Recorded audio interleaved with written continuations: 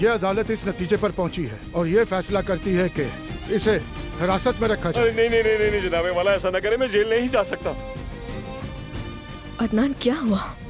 हम जीत गए ज़मरुद। उन्हें वाकई जीत हो गई। अल्लाह शुक्र। तुम्हारा नाम यहाँ पहले ही पहुंच गया था। तुम्हारा नाम आज से अब्बास दमीर तब्दील करके अब्बास बाथरूम धोने वाला रखना है। ले जाओ और दूसरी बना कर लाओ।